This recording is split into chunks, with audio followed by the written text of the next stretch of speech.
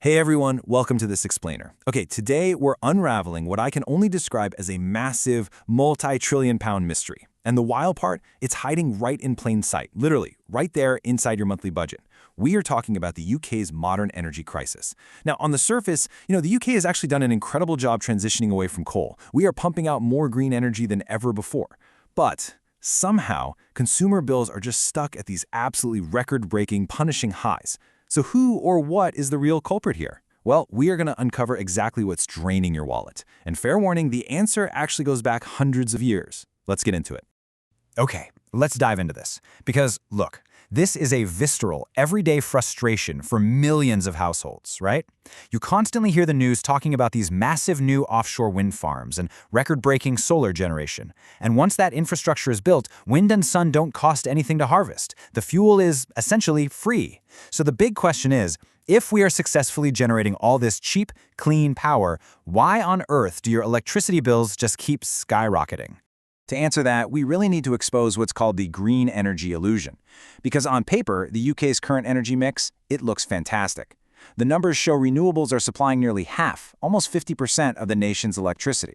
Natural gas sits at roughly 25%, and things like nuclear and biomass fill in the rest. So the engine of the UK grid has successfully turned green. But here is the massive catch. While the engine is green, the regulatory transmission, the system that actually determines how much you pay, is completely stuck in the fossil fuel era.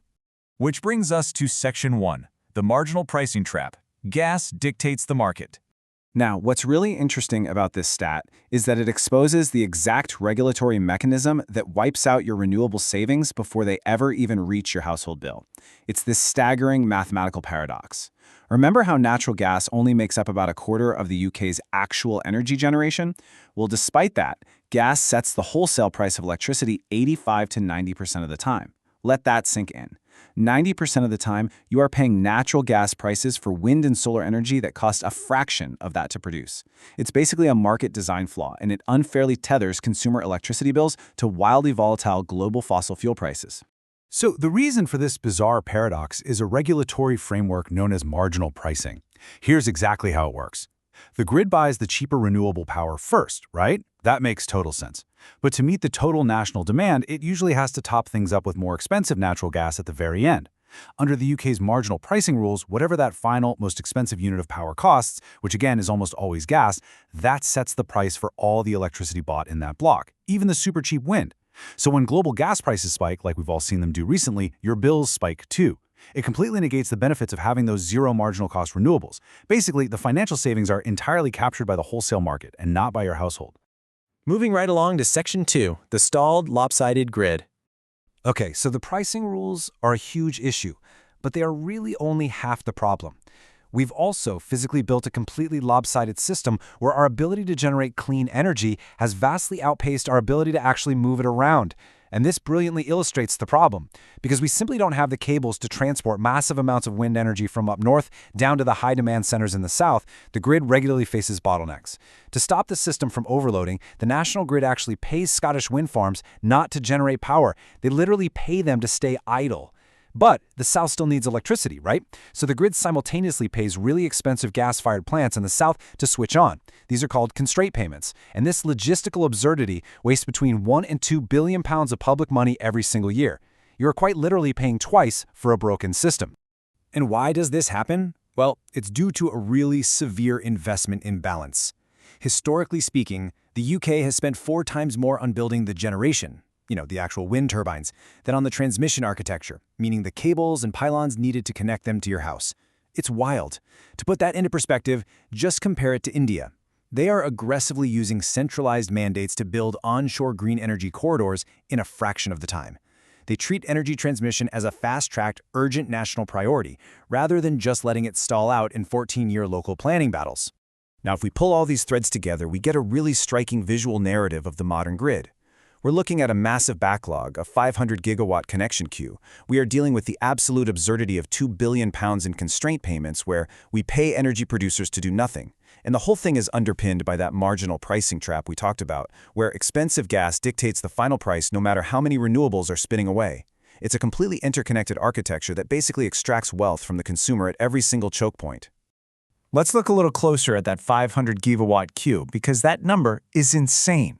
That is 10 times the nation's peak demand just sitting there waiting to be connected. So why is it stalled? Well, it comes down to a really archaic first-come, first-served regulatory rule.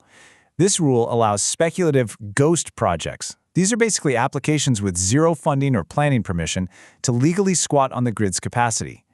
Because these phantom projects hold their place in line, fully funded shovel-ready renewable developments are literally being told they can't connect to the grid until the year 2038.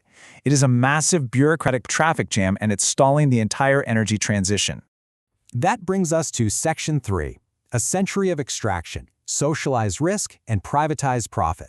Now, it is so easy to look at all of this and think, wow, what a massive modern administrative blunder. But actually, these grid failures are the highly predictable result of a deliberate, centuries-old fiscal blueprint. It's a model where the public assumes all the risk and private entities extract all the profit. To really understand this, let's look back at the 1980s North Sea oil discovery. This was essentially a geological lottery win for both the UK and Norway. But look at the difference. Norway acted as a risk partner. They maintained heavy state stewardship, put 100% of their revenues into a sovereign wealth fund, and captured about $30 per barrel in government revenue. Today, that fund is worth over $1.4 trillion. The UK, on the other hand, chose a totally different path: private liquidation. State assets were just sold off to plug short-term fiscal deficits and fund daily bills. By keeping taxes low to incentivize private drillers, the UK captured just $11 per barrel. So today, the UK has absolutely no sovereign wealth fund and a £3 trillion national debt. Norway built a massive endowment. The UK just chose a short-term fiscal plug. Let's zoom out and see how this builds into a much, much larger historical pattern. Because the UK strategy with North Sea oil, it definitely wasn't a one-off. It's part of a very distinct lineage of the state assuming private liabilities while happily letting elites walk away with the profits. We see it from the 1833 slave owner bailouts, straight through to the 1945 rescues of derelict industrial assets, all the way to the 1980s privatization flip. The state consistently acts as this giant financial buffer for private interests. The foundational template for this whole architecture was actually laid down in 1833 with the Slavery Abolition Act. The state paid out a £20 million bailout.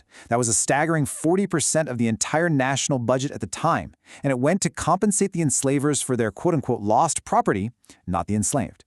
To fund this absolutely massive private bailout, the government issued Rothschild-led consols. These were perpetual bonds where the state only paid the interest, never the principal. But here is the real historical shocker. This debt included rolled-over burdens from the 1720 South Sea Bubble and the Crimean War. Generations of British taxpayers, including direct descendants of the enslaved, were forced to service the interest on that elite bailout for 182 years, literally right up until the debt was finally cleared in 2015. It was the ultimate blueprint for converting a private liability into a perpetual public burden. Fast forward to the 20th century, and you can see this exact same blueprint created a double taxation trap for our national infrastructure. Step 1. The public took on massive debt in 1945 to basically bail out bankrupt, failing private coal and rail barons. Step 2. Taxpayers spent the next 3 decades funding the modernization of the energy grid completely from the ground up.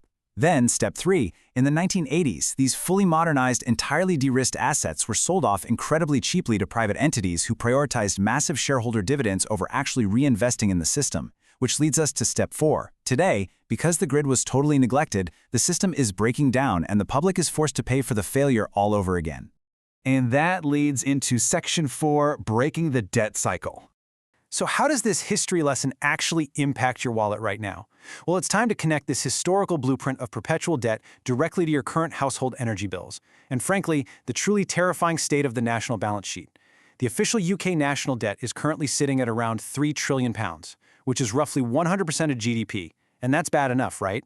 The interest payments alone are draining capital away from vital infrastructure. But if you look at the whole of government accounts, which is the nation's true commercial balance sheet, it reveals a much more terrifying reality. When you factor in unfunded public sector pensions, the true national liability pushes to a paralyzing £5 to £6 trillion. The UK has literally socialized the debt of 3 centuries while completely privatizing its wealth. So the crucial point is this: how exactly is the government funding the emergency upgrades needed for our failing, lopsided grid today? They're doing it through the standing charge on your energy bill. The standing charge is essentially a modern console. It's a perpetual, highly regressive daily fee placed on every single household. You are paying a daily tax just to claw back upfront capital to physically rehabilitate a grid that was treated as a private cash machine for decades. Remember, you already paid to build it in the mid-20th century, and now you are paying to rescue it. Throughout history, there has always been this profound link between massive public debt and democratic rights. Back in the 19th and early 20th centuries, as the unrepresented working classes were forced to service elite bailouts and massive war debts through regressive taxes, the whole system basically neared breaking point. Universal suffrage wasn't just some benevolent gift handed down. It was a highly strategic concession.